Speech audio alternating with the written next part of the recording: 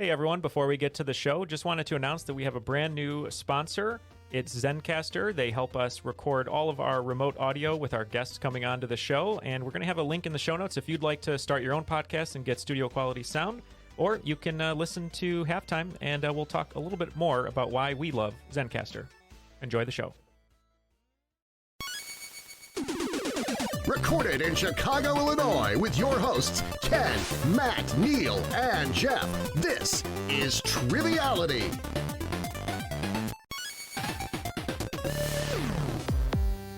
Hello and welcome to Triviality, the game where lack of seriousness meets a little bit of knowledge. My name is Neal, and as always, I'm joined here by Jeff, Ken, and Matt. How are you all? Very well, thank you, Neal. Good. Doing awesome. And Matt is doing some clerical work here, so you're actually not going to play today, Matt, but I think from what you... balancing the books. I was going to say, you're balancing the books, also trying to keep our bookie from, getting caught, I think. There's a lot of book-related things I'm doing over here. You're over at the Vegas sports bet, whatever it is, the MGM Sports Arena, or wherever Jamie Foxx is advertising. Yeah, 10-team parlays. 10-team, yeah, whatever that means, 10-team parlays. But, we're here today. And Ken, you were telling us about a script that you had to produce in college about names being, used way too much in the dialogue, which is a no-no for screenwriting. Right, yeah. This was a very bizarre script. I think they picked it because it was bizarre and difficult, and then took a lot of editing to get it to a usable point. But one of the main things was using the character's name in every line of dialogue. Neal. Right. It's very unnatural when that happens, Neal. Well, it doesn't make Neal, if you ever write a script, you don't want to do that, Neal. So, Ken, what you're telling me is that if Jeff wanted to write a script, that he'd have to not use names. Is that right, Ken? That's right, Neal. Okay. And that makes sense because you don't want a movie that with the names. It reminds me in college, I did a similar thing where we all had a different role. And I remember we did a scene from the Dead Poets Society, which was one of them. And one of the students from Jordan and Dubai did a reading of Reservoir Dogs, the table scene. And one of the filmmakers who was his turn to direct was a surfer, and he took the camera and he literally sprinted around the table to emulate Quentin Tarantino's, the circular spin, dolly. yeah. But he sprinted, and he's like, it's going to really up the, the pressure, the tension. Yeah. Will he tip? Yeah, and it was completely out of focus. He won't tip. Yeah. All right. But anyway, speaking of movies, though, our special guest today, who's going to be a competitor, hosts a podcast that I luckily found through Twitter after interacting with him, sort of talking about the Swayze book that's out there now, and I appreciate everyone who's been getting it, being Patrick Swayze. But he reached out, and I found his podcast, which has been so much fun. I'll let him explain what it is. It's a format that I didn't even know existed in the podcast world, but it's really clever, and there's almost, a version of it for movies that you'll love. But speaking of movies, let's interview and introduce Roger Wistar, coming to us from Northwest Connecticut. And you are the host of what podcast is that, Roger? Oh, hi, Neal. Thanks for having me on. So my wife, Marcy, and I have to make sure to point out that this was her idea. We're the hosts of Roadhouse Minute, the minute-by-minute podcast about the best bad movie of all time, Roadhouse, which is, I guess, how you and I got connected with each other over Twitter. I was going back and rereading that thread. So you honestly came to our podcast just sort of coincidentally on Twitter. Is that true? That is true. Yeah, I had no idea that it existed, and when I saw it, I immediately started listening. So it's been so much fun. You must be one of our dozen of listeners. Our fan base is small but very committed, and so we've wrapped principal recording on all 114 episodes. I can't believe we've done that. And the podcast comes out 3 times a week. We've published, I think, about 50 episodes now since the start of the year, and you can find it where all great podcasts are being hosted: iTunes, Google, Spotify, all those good things. What is a minute-by-minute podcast for anyone who might not know? So it's crazy, but just like it sounds, every episode talks about 1 minute of the movie Roadhouse for approximately 20 to 30 minutes. But it's more than that. I think we go into some detail about all of the people that were in the movie, and we go into a little bit of backstory about how the movie was made. But really, it's just an opportunity for my wife and I and a whole bunch of special guests to just sit around and talk about the movie that we love, because Roadhouse is crazy fun to talk about. Well, we appreciate you being here. It's a really fun podcast. Make sure to check it out. And if you like that format after listening to Roger and Marcy's podcast, there's just a million of them for different movies: Star Wars, Mission Impossible, Fast and Furious, any movie you could think of. There's a great minute-by-minute podcast in that format. I'm going to do one for Love by Gaspar Noé. Wow. Okay. There's a lot of dialogue-free scenes there, but I'm sure there's no shortage of things to talk about. Neal, I'll just add too, since you mentioned that, if you're interested in those sorts of things, of course you should listen to Roadhouse Minute. But if you go to moviesbyminutes.com, that's sort of the central repository. And you're right, there's more than 200 Movies by Minutes podcasts that are out now on the internet, with many more in production. So if you like what you hear on our podcast, I'm sure you can find others that you will enjoy just as much. Awesome. Well, so Roadhouse obviously is about Dalton, the best damn cooler in the business. And we need a very good cooler, someone to run today's show, just like Dalton does, because it's his way or the highway. So we're going to introduce our host today, coming to us from the Bay Area. He's an Oakland 5 supporter on Patreon, and that is Matt Takimoto. How are you, Matt? I'm doing well. Thanks for having me. We appreciate it, and thank you for becoming a new patron of the show recently. We're so happy to have you supporting us. Why don't you tell us a little bit about yourself? Sure. So, being an Oakland 5 supporter is apt because I teach the 5th grade in Oakland, California. So it really kind of checked out there. I definitely got into trivia during the pandemic when there was nothing else to do. So it was fun stumbling upon Triviality as I dove deeper into the trivia world and getting a chance to listen to some episodes. And that coincided nicely because I got my moment in the sun on Jeopardy this past season. I snuck in between all the super champs and won a game. So that was congrats. Wow. That's so much fun. So that's awesome. So we have a podcaster, we have a Jeopardy alumni. So we are we're 4 schmucks. And 4 schmucks, yeah. So we're doing great today. So the teams today are going to be Roger and Jeff and me and Ken. As we said, Matt is going to be sitting out dealing with our bookie. So Roger, you and Jeff are going to partner. What would you like your team name to be today?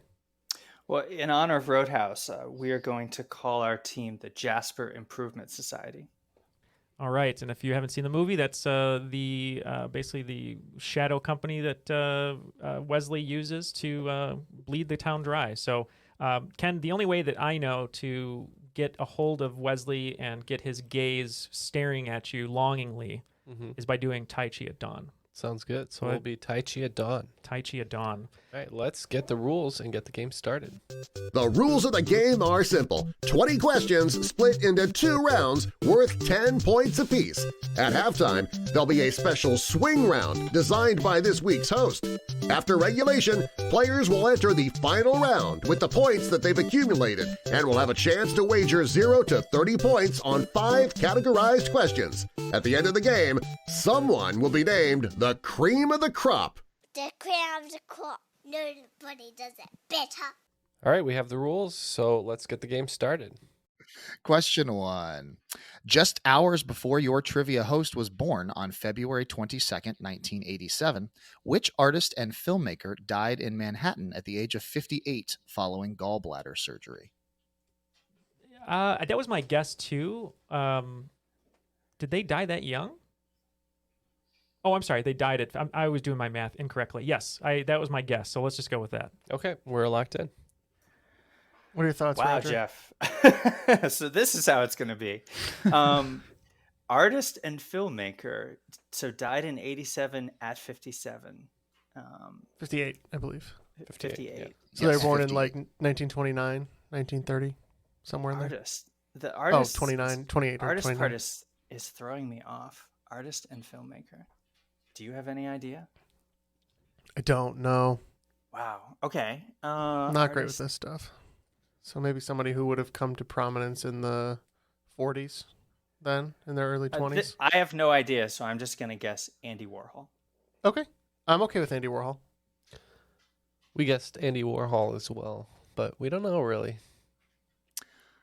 Points to both teams. Yay. Great pull at the end there. Jeff, all right, Jeff, that was my one correct answer. You're going to have to carry me for the rest of the I match. doubt All right, it. I'm Surprise feeling ass pretty good poll. now. All right, here we go. Yeah, giving artist and filmmaker equal weight was trickier because he's definitely more well-known for the art side. All right, on to question 2. Which tool dates back to Mesopotamia and ancient Egypt as two pieces of metal braised together at one end to form pincers. The name we use today comes from the French word for small case, as they were commonly found inside these carrying cases. I'm pretty sure I know what it is, but Oh. we can let them lock in. Okay, great. I don't know if I'm too familiar with this. If it wasn't in Stargate. We're just picking an answer here, so we're good. I love me some Stargate. I thought it was tweezers. What do you think? Okay. I'm okay with that. Yeah, so it would be on the smaller side, and it would be two pieces of metal fused together. I think tweezers is a good answer. And it was a French origin name, so tweezer. Sure.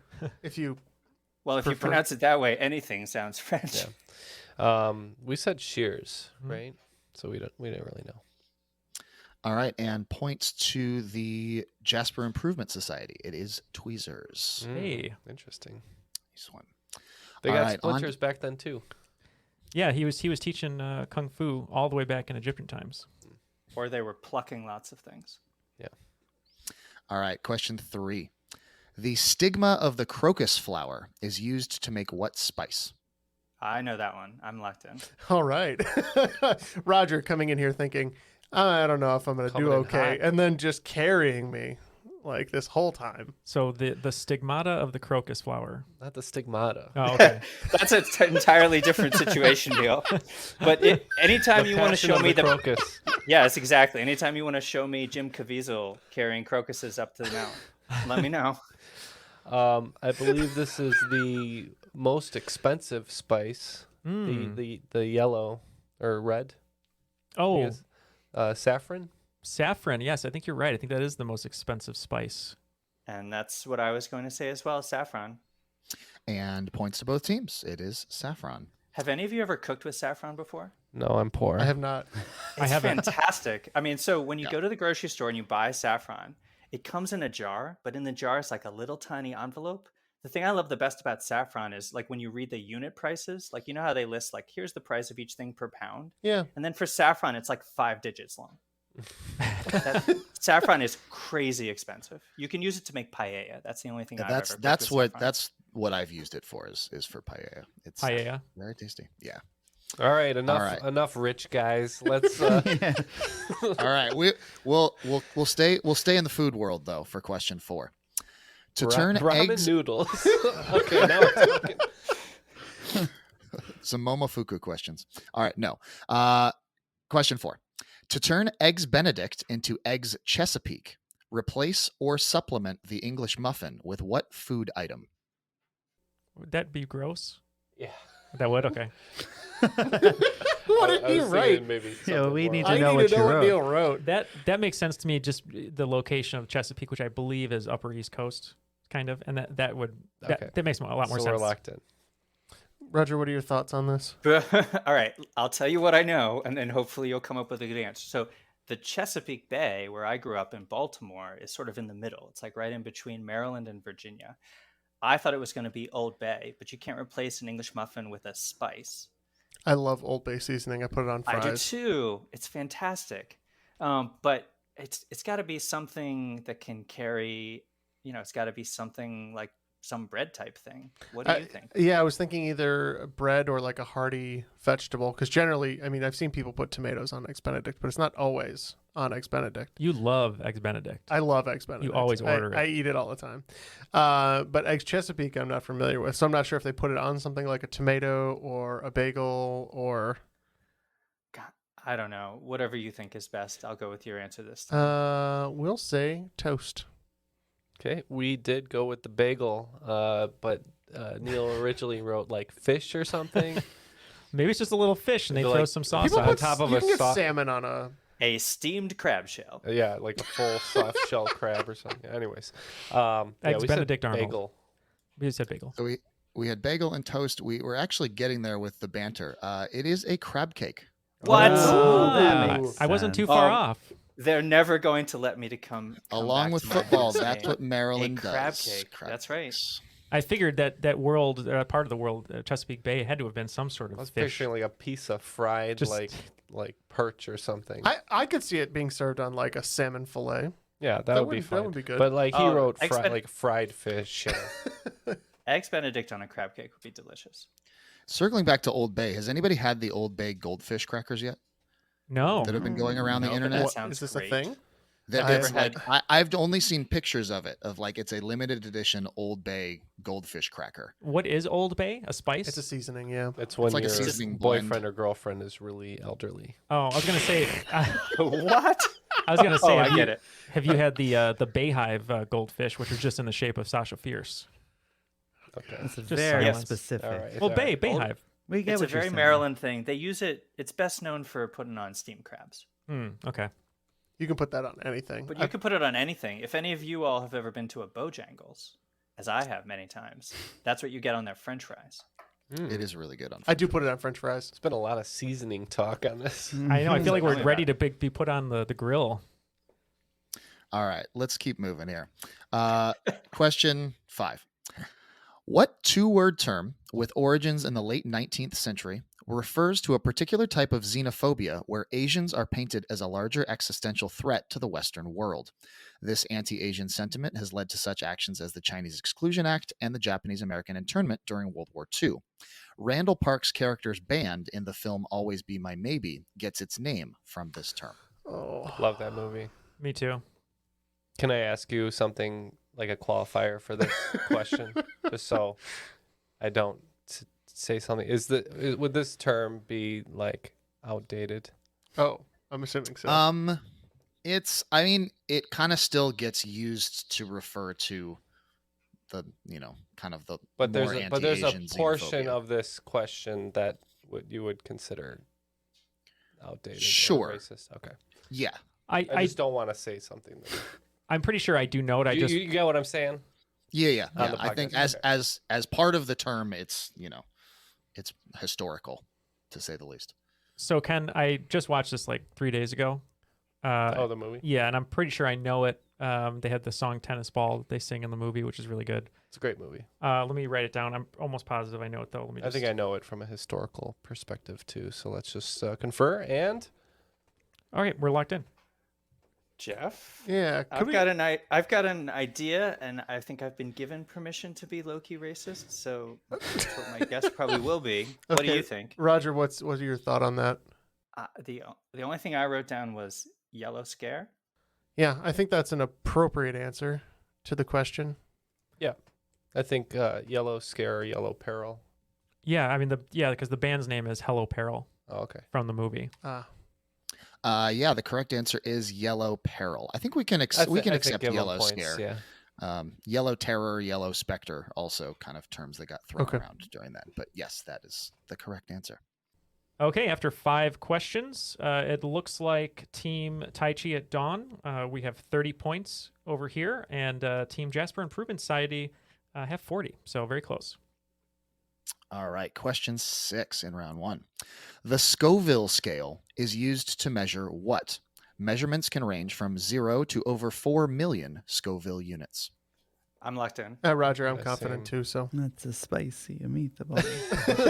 Matt, please get back to your clerical Okay. work. Yeah, we think how spicy something is or the heat. Yeah, thank you to Hot Ones for always telling us how many Scovilles everything has. I think we agree, Yeah. Roger. Yeah, it was the hotness. I think it's usually associated with chili peppers mostly, but I guess generally the hotness of your food.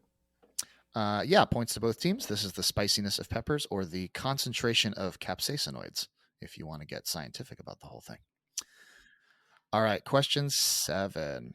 What Italian businessman opened a coffee and chocolate shop in Lima, Peru in 1838, only to move to California a decade later amid the gold rush? The company he founded in San Francisco still bears his name today. Yeah, the other name that I came up with, I think, is strictly Italian from Italy. So that one, I know it's in a lot of American cities, so I like that. Okay, we're elected. What are some other coffee chains? Maybe coffee or maybe a famous chocolatier. Is this like a Ghirardelli?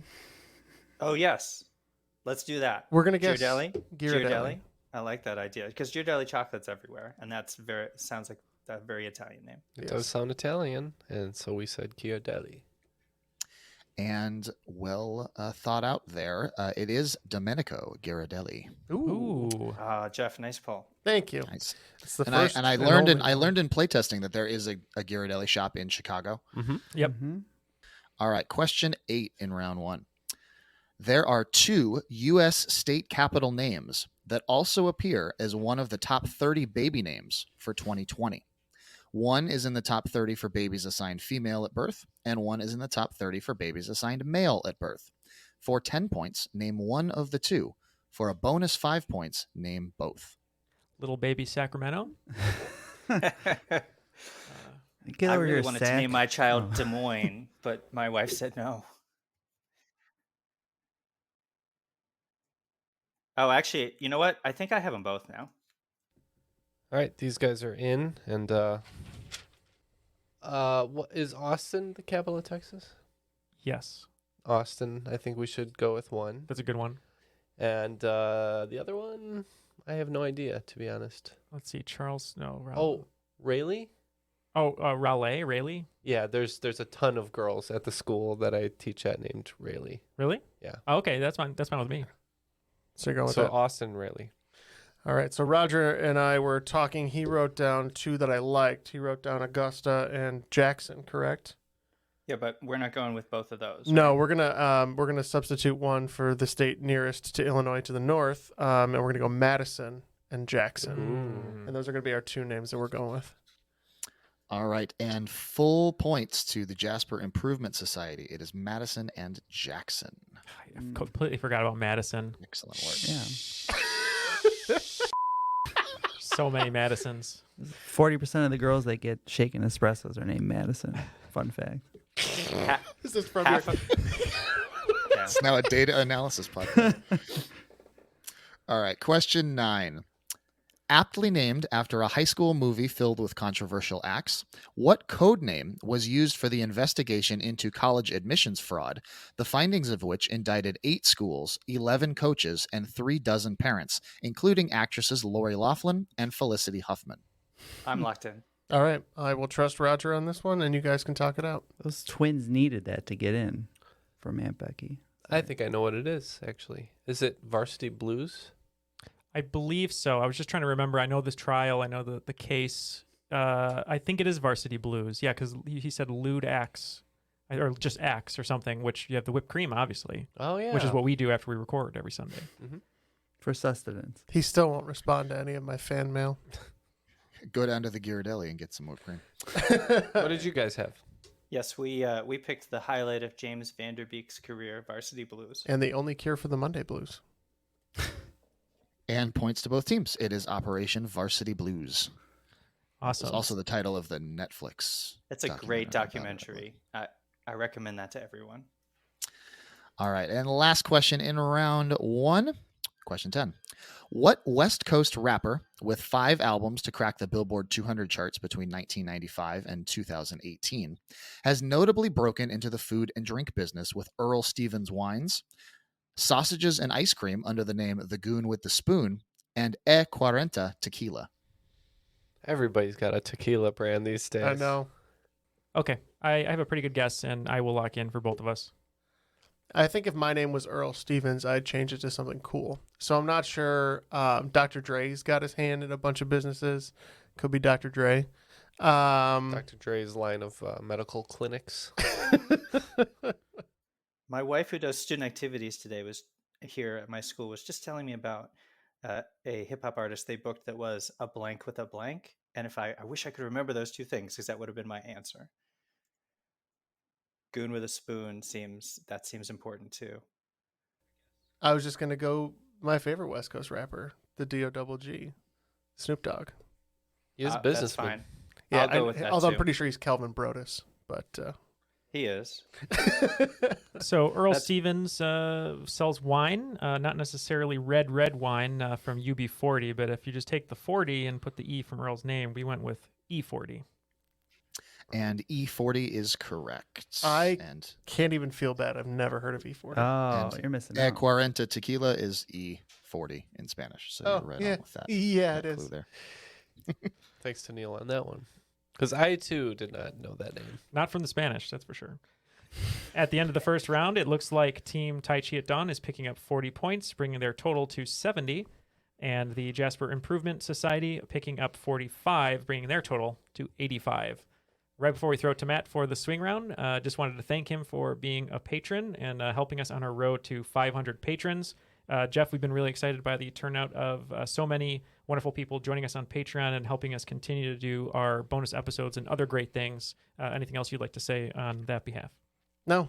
What more can I say than thank you for your continued support? I mean, this show can remain free for everybody, except for our behind-the-scenes bonus episodes for patrons. But other than that, I think we've been able to do a lot of great things in our last 5 years, and we're excited about what you guys can help us continue to do in the next. So, yep. Thank you for helping us continue to celebrate our 5th year anniversary. And for all of you that are getting us to 500 patrons, we appreciate it. Join everyone and join Matt at www.patreon.com/trivialitypodcast. All right, on to the swing around. This is loosely inspired by Frank Sinatra's That's Life. The category is puppet, pirate, or poet. Here's how it's going to work. I'm going to give you a name, and you're going to tell me whether it's a puppet from either Jim Henson's Workshop or Sesame Workshop, a pirate, notable enough to get their own Wikipedia page with, actual content on it, or a poet, Okay. notable enough to get their own Wikipedia page with enough content on it. There you have it. All right, so here are the 10 names in puppet, pirate, or poet. Number 1, Jose Gaspar. Number 2, Floyd Pepper. Number 3, John Drinkwater. Number 4, Sarah Teasdale. Number 5, Lionel Wafer. 6, Pugsy Hurley. 7, Siegfried Sassoon. 8, Abelardo Montoya. 9, Asad Bouya Abdullahi. And 10, Horatio the Elephant. All right, we have all these names, and we'll decide if these are poets, puppets, or pirates, and we'll be right back. Today's episode is partially sponsored by Zencaster, and we couldn't be happier about that. We love the product. We use it on virtually every episode that we do to get our guests to come in clearly. They have a great program that filters the audio, makes it easy to edit, and stores it online for us, too. Yeah, it's a huge help that all of our recordings are backed up on a cloud-based backup system that Zencaster runs. And that way we just know that none of our episodes or none of our audio from our contestants are going to be lost like it was one time, which is still embarrassing. And you'll never hear it. Yeah, we can't control the Midwest weather. When the tornadoes hit, sometimes we lose power. It happens. not only that, Zencaster is super simple to use for our guests and for ourselves. You do it right in the browser. There's almost no learning curve. Saves us a bunch of time and hassle. Thank you, Zencaster. And let's get those swing round answers. And we're back with our lists. Let's see how we did. Can we get the names one more time? All right, here we go. Number 1, Jose Gaspar. We went with poet. And we went with pirate. And Jose Gaspar is a pirate. In fact, he's the inspiration for the Gasparilla Festival in Tampa, Florida. You might have heard of that one. I think it's just an excuse for Floridians to drink more, as if they need them. Question 2, Floyd Pepper. This sounded like a puppet. Yeah, we went with puppet as well. I'm pretty sure he's part of Dr. Teeth's Electric Mayhem. And you're absolutely on there, Roger. It is a puppet. He's the bass player for Dr. Teeth and the Electric Mayhem. Ooh. Number 3, John Drinkwater. For this one, we said pirate, because drinking water is probably something pirates would want to do. We also said pirate. John Drinkwater is a poet. He was a frequent collaborator with Robert Frost, actually, part of their collective. And Frost teetotaler. drink water. Frost and water. Number 4, Sarah Teasdale. What did we say? Poet? This one, yeah, sounded like a poet. Might be a And pirate. we said poet as well. But we'll see. And Sarah Teasdale is a poet. She was the All right. 1918 Pulitzer Prize winner for poetry. That's where I know the name from. My Obviously. deep knowledge of Right. Pulitzer Prize winners. If you've been studying your Pulitzer Prize winners for poetry, that one was a gimme. Next one, Lionel Wafer. What did we say? Puppet? We said puppet. And we said puppet as well. Lionel Wafer is a pirate. He was actually known as the pirate surgeon. He would help out with any cannonball injuries or Does whatnot. cut you until you are wafer thin. Off, I'm full. All right, next one. Pugsley Hurley. So this one, Ken, you had something different. I was leaning towards poet, if that's okay. That's fine. All right. We changed our answer to poet as well. Pugsley Hurley is actually also a pirate. Oh, sorry, Roger. He was a Hudson That's River okay. pirate. He would terrorize the Hudson River back You know, in, I think, the 1800s. you know what's great How about do the you- Hudson River is when you dive in there, it's really good for your back. Not good for mattresses, Ken. Oh, For the yeah, smell. Yeah. Yeah. My chiropractor told me if I dive into the Hudson, my back will feel great. Matt's loving the Seinfeld joke. And I nobody get else. it. I wasn't paying attention, but now I am. All right, number 7. Siegfried Sassoon. Great name. Hope it's a real person at least. We said pirate. I hope it's a puppet. And you're both wrong. It's a poet. Siegfried Sassoon was a poet he got famous for writing poems from the front during World War One. Related to Vidal or no? I don't know. Probably not. Doubt it. Yeah. Number 8, Abelardo Montoya. We went with poet. And we went with poet as well. Abelardo Montoya is in fact a puppet. He is essentially Big Bird's Spanish-speaking cousin. You might have seen him. He's the 7-foot-tall bright green parrot that is, similarly modeled after Big Bird, but he's on the Spanish language version of Sesame Street. Wow. I only see 7-foot-tall green parrots in my nightmares, man. Yeah. Eat enough foods on the Scoville scale, and you will see 7-foot-tall green parrots. All right, number 9, Assad Bouya Abdullahi. We went with pirate. We went with pirate as well. And points to both teams. Assad is a pirate. He is a currently practicing pirate. He's a Somali pirate boss. He passed the pirate bar. It's a bar. Oh. Yeah, you're welcome. I was trying to last give you that one. low-hanging fruit there. I'm glad you took it. Always. Last one, Horatio the elephant. Now you want to say puppet here, but I'd like to think that's the nickname of a pirate. We said puppet, but now I think you're probably right. It is a puppet. Don't overthink Ah, it. yay. Horatio the elephant is literally an elephant named Horatio. So we got 3 of those right, which is statistically likely. So Yeah, we picked up 3 of those for 15 points, bringing our total to 85. And it looks like you guys picked up 25 over at Jasper Improvement Society, bringing your total to 110. 110. All right, well, those are the scores. Going into the second round, we are ready for you to torture us, Matt. All right, here we go. First question of round 2. What pop star's name, first and last, is an anagram of the word Presbyterians? no, Presbyterian. Roger, I think I have it. Okay, that's I'll lock in. That is fantastic. No, Presbyterian is when you only eat fish, right? That is correct. Only fish. No What other about, types of meat. Somebody with the last name Perez or Rosie. no? Presbyterians feature prominently in the movie Roadhouse. They do. You have to be in the good graces of the church. Give They'll your rent. Pray for your ruination. That's right. Emmett, one of the best characters. Someone who has a Y in their name. Britney Spears? Yeah, maybe. Let's go with Yes, it. I don't like want to that. think about the anagram. No, I think Britney Spears is. I like that. Let's do it. All right. Roger, I put down Britney Spears. Yeah, that's got to be right. Nice pull, guys. And yep, points to both teams. It is Britney Spears. Wow. Very well done. Okay, question 2 in round 2. Alloy metals made primarily of copper and zinc are called what? I'm a little out of my element, so to speak, on this one. Very nice. Yeah, let's stick with our original inkling. All right. So we're locked in. Roger, what do you think? I think it's brass.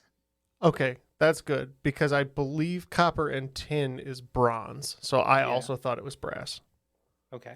So let's lock we'll that go in. with brass. Ken, how would Danny DeVito say that word? Brass. We also said brass. And both teams are correct. It is brass.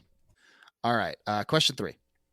Which film character, one half of the movie's title, was initially known as Experiment 626 before being renamed by the film's other title character? We are locked in. Is there an experimental dog in Turner and Hooch?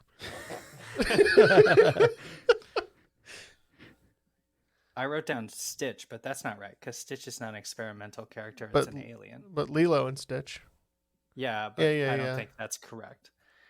So this is. Is this the dog Marley from Marley and Me? These are not genetically modified dogs. Yeah, it only became an experiment at the The end of twist the is movie. that dogs are Marley genetically modified, Marley did let's the be real. naming in that one. Pretty much. I know Stitch is an alien, but I'm fine with doing Lilo and Stitch. I think that was our best thing that we said so far. All right, let's lock in with Stitch. Could be an experimental alien. Boo. Good for you. No, yeah, Lilo and Stitch. Okay. It is Lilo and Hey, Stitch. that's Neil was It's not Stitch. happy about that one.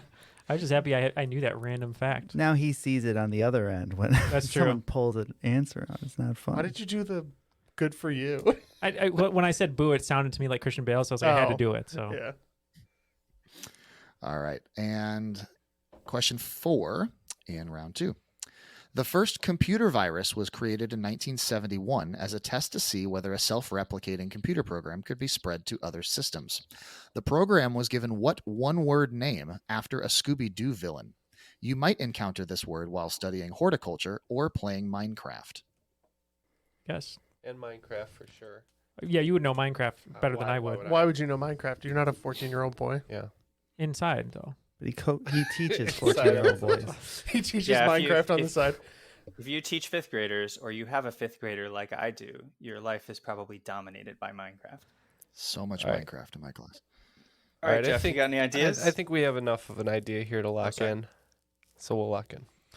So Jeff, Roger, what do you think? I'm not very inundated with Minecraft. So you said that clue was helpful to you. So what are you thinking?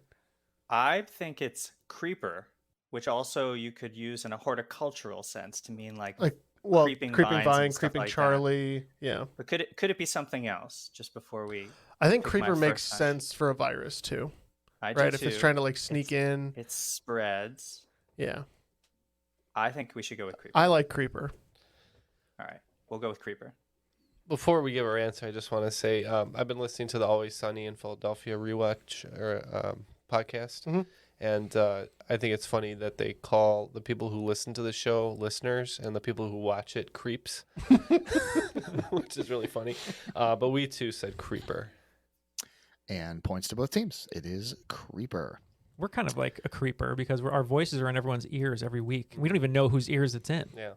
Some of you have come forward to admit that we're in your ears, but the rest Whoever of you, will listen, really. Question 5. The equator and the prime meridian intersect in what body of water with a 910,000 square miles surface area? I don't know how big 910,000 square kilometers is, but I have a guess. Yeah, So I the got a intersection guess, of the too. equator and the prime meridian? Correct. I think, I don't know if you want to trust me on this, Roger, but I can lock in, I think. All right, I'll let you lock it in. Geography is Neil? supposed to be my specialty, so. What do you think? All I'm thinking about is the book Blood Meridian by Cormac McCarthy, Well, that's not it. Then. which is not helpful. All right. The prime meridian goes through England, I believe. Okay. So we're talking about the other side of the globe. And I think that would be about the Pacific or Indian Ocean, perhaps. Right. Let's say the Pacific Ocean. Let's if you're throwing a dart, you want the biggest target. I agree. And Matt is living near the Pacific Ocean. All right. So we'll say the Pacific Ocean. Believe, Roger, that this intersects just below Western Africa in the Atlantic. That's what I thought it was too. Okay. Yeah, which is what we put. We put the Atlantic Ocean. All right. The Atlantic Ocean has a surface area of over 40 million square miles. And the Pacific Ocean is a heck of a lot bigger than that. This is the Gulf of Guinea. Oh. Missed it by. Oh, I missed the square mileage hint. I just ignored it. That's okay. After 5 questions in the second round, both teams picking up 40 points all in a row, but couldn't get that 5th question, bringing our totals to 125 for the Tai Chi at Dawn and 150 for Jasper Improvement Society. Or as I like to call them, the creepers. All right. Those are fighting words. question- We're going to send Jimmy after you. That's right. Question 6 in round 2. Who are the only siblings to both be inducted into the Toy Hall of Fame? Oh, Jake and Maggie Gyllenhaal. I know it. Oh, you know what? Okay. Mhm. I wrote down the Parker Brothers because that's a board game brand. It's pretty smart. I don't. And Do we I have to think- know their names, Matt? Or is the I- last name fine? I think Parker Brothers would suffice as an answer. Trey Parker and Tony Parker. If he asked us to be more specific, we can take a guess from there. Sure. But, that makes perfect sense to me. All All right, right. let's go with that. Parker Brothers. I believe the entries in the Toy Hall of Fame are toys as opposed to people. Oh, so, no. So we went with Raggedy Ann and Andy, as long as they're. I think they're siblings though. Wow. Is that why she's so raggedy? That's gonna take 2 well-placed beeps. Yes. But what is the answer? That's the right I answer. almost don't want to give points now. It is Raggedy Ann and Andy. Yikes. Wow. Wow. Took Move took on. the air out of the room. And All number right, let's 7. let's move forward as fast as humanly possible off of that one. Question 7. Which U.S. state is the only state whose name can be typed using only one row of a QWERTY keyboard? We're locked in. Yeah, I believe we are as well. Uh, Are you trying not to look at your keyboard, Roger? That's okay. I don't Yeah, have one in that front of seems me. unfair. We can lock in. You've got an answer? Yes. Okay. we'll I say trust your answer. Alaska, right? That was my guess, and then after you had locked in, I did look at the keyboard to make sure I thought what I thought was right, and it is. So Cheater. That's cheating. Needle Hey, is we locked in already. though. Hey. Yeah, I started typing out Alabama and then Alaska, and I stopped at Alaska. Luckily, it was only 2. So, yeah. And yeah, both teams get this one. It is Alaska. Yeah, starting alphabetically from the top Nice helps job, there. Jeff. I love Jeff Okay. typing out just words on an imaginary QWERTY keyboard, just normally during the day, just kind of like standing there, just typing. Well, how else am I supposed Just to to figure make sure this you out? know I gotta where go through the everything is. motions. Yeah. Because not like I know what the actual letters are. I can't like write out a keyboard, but I can type it out. Because All right. It wouldn't be Triviality without a pro wrestling question. Ah. So here we go. Matt, can Question you tag 8. team in real quick? Which pro wrestler, a tag team specialist who has won world championships in multiple promotions alongside his real-life brother, shares a ring name with a Jeopardy champion with one of the 10 longest regular season winning streaks in history? All right, I have a few guesses, but I'm not going to get there, as quick as I want to get there. But we're going to lock in with a guess. I have 0 pro wrestling knowledge. Yeah, Sorry. that's about where I'm at. So That's I'm a trying. Neil and Matt sort of thing. Yeah, I'm trying to go through Jeopardy players who've won a bunch of games. If you can't think of a better answer, we're going to guess Terry Funk. From Roadhouse. I'm okay with that because Which honky tonk? I'm man pretty do sure I- Ken Jennings was not a professional wrestler. Ken Jennings off the top Or row. I don't think Amy Schneider was either. I know Brad Rutter didn't win a bunch of games because that was during the era when you can only win 5. So he's famous for more of his like Tournament of Champions wins. So Terry And it's- Funk it is. It's not that crazy guy that just went all over the board and just drove everybody crazy. Yeah, I'm trying to remember his name. Something Hauser. Yeah, James Holzhauer? James Holzhauer. Holzhauer. Holzhauser. Yeah, I it's wasn't gonna definitely guess not him that. anyways. He's a chaser now, isn't he? Terry Funk it is. There's always Barber College. We knew of a wrestling duo that were brothers that have won a lot, been around a really long time, which are the Hardy brothers. And we don't- Laurel. Yeah, Laurel and Hardy brothers, the wrestling duo. And we know there's Matt and Jeff Hardy, and we don't even know if it's correct, but we just said we're going to go with Matt Hardy because of our host, Matt. Ooh, right first name, wrong last All name. right, yeah, right first name, wrong last name. Indeed, this is one half of the Young Bucks as well as Jeopardy champion Matt Jackson. That makes a lot more sense. All right. Although I would genuinely love to have someone named Terry Funk just go on a massive Jeopardy run. It doesn't even have to be the real Terry Funk. It can just be That's a anybody cool named name. Matt, Terry if we Funk. fund you, will you legally change your name to Terry Funk and re-enter Jeopardy again? Yes. Yeah. I mean, any without question. All right. From 2 questions left here. Question 9. From Matt to Maddie. Matty Alou was one of the 3 Alou brothers that famously comprised the only all-brother outfield in Major League Baseball history, sharing the outfield in parts of 3 games for the 1963 San Francisco Giants. For 10 points, name either of the other 2 brothers. For an extra 5 bonus points, name both. What I know about I've their got children? one of them. Okay. I know one of their kids. He used to pee on his hands. Yes, he did. He did pee on his When hands. he played for the Cubs. Yeah. Yeah. Noted peer. Did the pee make his hands Softer. moistest? I guess. Matt, what was the name you gave us? Matty Alou is Okay. one of the 3. We're So looking I've for the other got 2. one of them, Jeff. Okay. Perfect. Was it that one? I don't think it's that one. I have one as well, which I'm sure is the same one they have, and I know the other one's name, and it's like, No, the one I have is definitely not right because it's his kid. So Let's just lock in with what we have. yeah, we'll lock in with this one guess.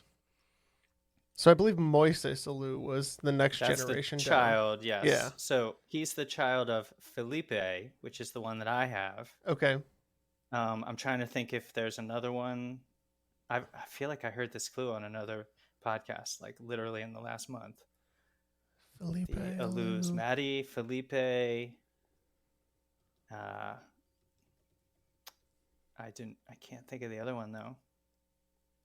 I don't know. Maybe we just go with that one. I think we'll just lock in Felipe and guess Moises for our bonus, even though we know it's not right. Yeah, we just locked in with Moises. All right. And 10 points for Felipe Alou. You might know him more because he used to manage the Expos and the Giants. And then the third brother is Jesus Alou. All right. Last question. Let's keep this last one simple.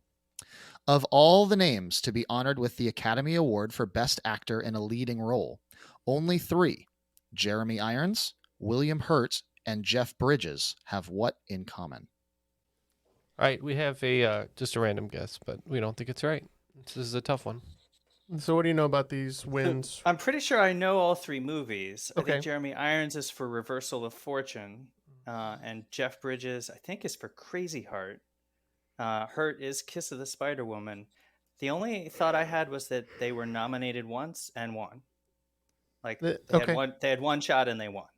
Okay. I like 'Cause that. this is for Matt. You said this is just for Best Actor. Just for Best Actor. Okay, so that's my only thought, that these are one-time nominees and winners. No, I like that, and I think it fits well with something simplistic. So, yeah. That'd be insane if these folks were only nominated once, but it could be. We just said that they all played musicians in their winning roles. Okay. And actually, I might have to go double check the only one once because that's not the answer I'm thinking of, but it's not necessarily wrong. We are keeping the last one simple. This is so stupid, but I love it. What does Jeremy do when his shirts are wrinkled? Jeremy irons. How did William feel when his girlfriend left him? William hurt. What does Jeff do at gymnastics class? Jeff bridges. These are all simple sentences. Oh, Wow. man. There you go. That's good. Yeah, that's a good way to end the second round. Both teams actually only picking up 20 points in the second half of the second round. So it's going to bring our totals going into the final round to 170 for the Jasper Improvement Society and 145 for Tai Chi at Dawn. All right. So when I was thinking of a five question category, I was thinking of famous fivesomes, and there's no more iconic famous fivesome than this. Your categories are going to be Joey, Justin, JC, Lance, and Chris. The Beautiful. Backstreet And Boys. I can give some categories here. Joey is going to be a television question. Whoa. Justin is going to be a pop culture question, we'll say. JC is a film question. Lance is a history question. And Chris is a sports question. All right, the wagers are now in. Looks like we will be doing 30 for all of them, except for the sports one, because F that, right? And you guys are going all in with 30, right? Yeah, 30 on each of all 5. All right, let's see how that pans out. What are the questions? All right, here we go. In the final round, we open the coda to this episode with the category Joey. Which trailblazing Academy Award winner had a recurring role as pollster Joey Lucas on the TV show The West Wing? In the category of Justin, Justin Guarini finished as the runner-up to Kelly Clarkson in the inaugural season of American Idol. Today, his most notable role is as tiny pitchman Lil Sweet, who magically appears to hand people the diet version of what soft drink? There's no This way. is So okay, so very there's bizarre. there's no way you could possibly know this, Matt. But in our recording earlier today, we had talked about American Idol and American Idol runner-ups, and this came up on This the episode. exact question. And so That's yeah. amazing. Anyways, so that's a freebie. What's There we what's go. next? From Justin to JC. What actor with the initials JC played a character with the initials JC in a 2004 film? In the category of Lance. Before fixing their lances upon rival knights, medieval squires and pages would practice their jousting skills by aiming at a dummy target with what name? This word could also refer to the first stanza of Shakespeare's Sonnet 99, a stanza that makes the sonnet 15 lines instead of the usual 14. And finally, in Chris. What quarterback who led the NFL in passing touchdowns in 1988 and 1989 is perhaps most famous for an altercation on live TV with sportscaster Jim Rome after Rome refused to stop calling him Chris? All right, we will consider these answers and we'll be back. All right, guys, let's bring it home. We have all of our answers written down, I think. Neal, all done? We're all good. All right, let's get the questions one more time. All right, so we opened the coda to this episode with the category Joey. Which trailblazing Academy Award winner had a reoccurring role as pollster Joey Lucas on the TV show The West Wing? Yep, we went with Marlee Matlin, who was great on The West Wing. That makes sense with his clue of coda. What do we have to say on this one, Roger? That's who we went with as well. She's one of my favorite characters on the show as well. Yeah, and the correct answer is Marlee Matlin. And yes, the coda was a little bit of a nugget in there in case you weren't familiar with The West Wing, which, why aren't you? Question 2, Justin. Justin Guarini finished as the runner-up to Kelly Clarkson in the inaugural season of American Idol. Today, his most notable role is as tiny pitchman Lil Sweet, who magically appears to hand people the diet version of what soft drink? We had one version of this question last week, which is great because we knew it was Dr. Pepper. Yeah, from Justin to Kelly to pushing Diet Dr. Pepper, we said Diet Dr. Pepper.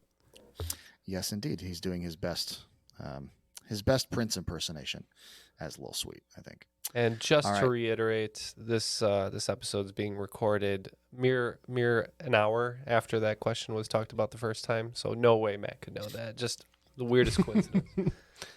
Yeah, why two quiz hosts would gravitate towards Justin Guarini on this day? We And won't no know. berries and cream. We want the berries and cream question. All right, from Justin to JC. What actor with the initials JC played a character with the initials JC in a 2004 film? We only had one person of interest with this answer, and that's Jim Caviezel. Yeah, and you're welcome. Thank you, for giving you this answer about an hour and a half ago, Matt. I'm sorry for spoiling your question. We also have Jim Caviezel. We're never gonna miss this I question. was like, Just so you know, Roger. I had no doubt that didn't spoil anything. That this one was in the can anyway. All right, question 4, Lance. Before fixing their lances upon rival knights, medieval squires and pages would practice their jousting skills by aiming at a dummy target with what name?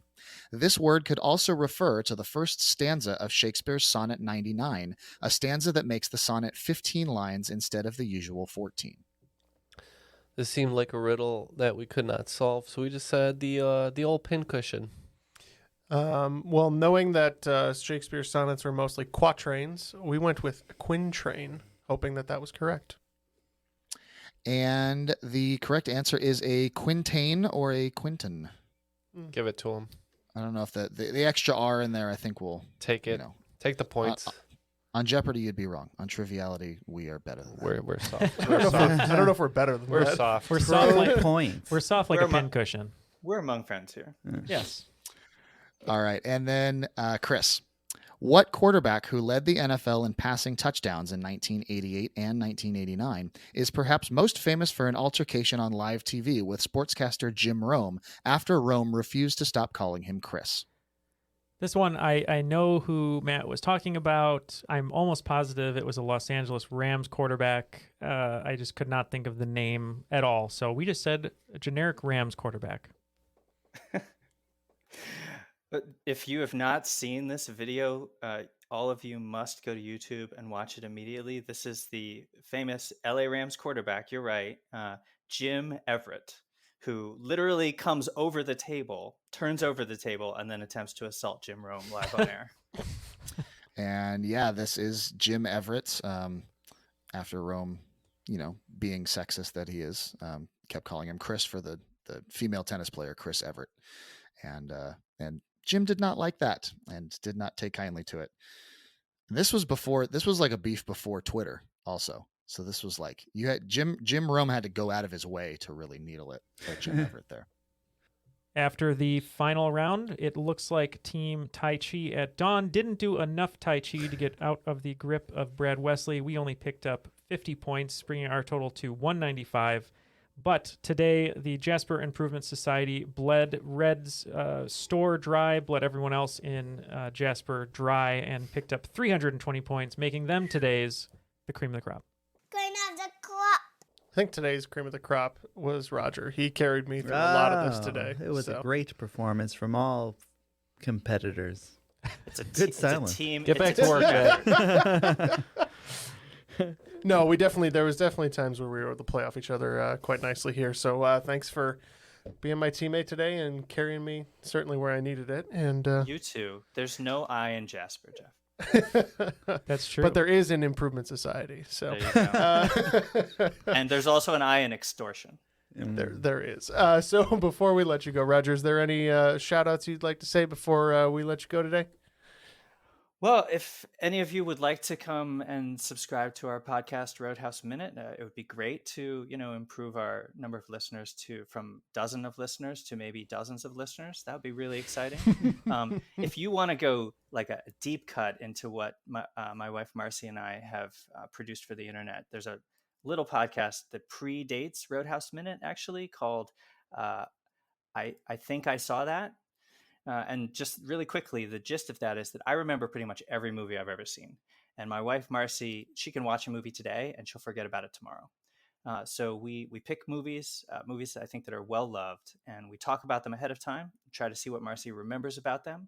And then we actually watch the movie and talk about it afterwards in sort of a more traditional podcast format. That's cool. So we're doing that. I will have other things hopefully coming out in the future. I've got some other Movies by Minutes projects lined up, but we'll put those in the feed for Roadhouse. And we're not, even when Roadhouse finishes, there are other movies in the Roadhouse cinematic universe that we will be exploring, some of which probably feature prominently in your book, Neal. I'm sure. I've convinced Marcy that the first movie that we're going to watch in total for the podcast is Point Break. Oh, beautiful. Which she's never seen before, and I'm so excited. Oh, that's amazing. Well, Vaya con Dios. Enjoy that. I think it's going to be great. Nobody's going to buy me as a surfer. No, I can't wait for that. So thank you, Roger, for joining us, for reaching out on Twitter. Make sure you give Roger and Marcy and their show a follow on all the podcast apps and on social media at RH Minute. At RH Minute, is that correct? Yes, at RH Minute, because I didn't really know how social SEO worked when I set up those accounts. That's all right. And Matt, wonderful game today you hosted for us. You brought the thunder, brought the fire, brought some great questions. The floor is yours. Any shout outs, anyone you'd like to say hi to, thank, all that good stuff? Yeah, thanks my partner Gabriella for being quiet for an hour and 45 minutes so I can record this thing. Emmy Award winning Gabriella. Emmy Award winning. The Emmy's behind us here flexing on everybody. Yeah, if you liked the questions. One thing that I tend to do every summer vacation is do some Zoom trivia nights. And I'm going to, if you are interested in playing in those, you can follow me on Twitter at Takimoto23x, Takimoto23x for information there. Awesome. Well, thank you both for joining us. Matt, thank you for being a Patreon supporter. And to all of our other Patreon supporters, we appreciate your support. Thank you, Matt, in the studio, for making sure that we don't get our thumbs broken with our bookie. We appreciate it. For Matt, Ken, Jeff, Matt, and Roger, my name is Neal. And Matt, my name is Neal. That was Triviality. Thank you, Neal. That was good, Neal. So many mans. Thanks, Jeff. Thank you, guys. Thanks so much.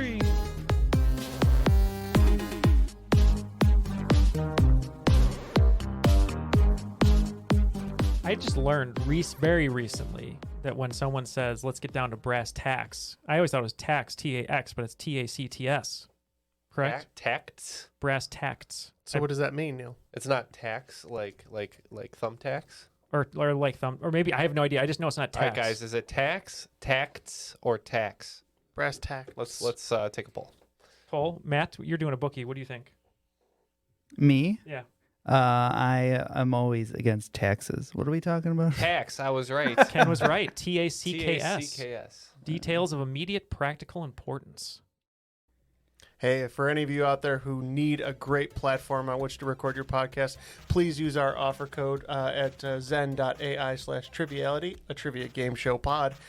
Trust me, we didn't pick that. But the offer is good for 30% off directly through Zencaster. So if you're looking for the same excellent, easy-to-use experience that we get with professional sound, please check out the link below. Yeah, the discount code's in the link. You can use copy and paste. That's zen.ai/triviality, a trivia game show pod. Links in the show notes.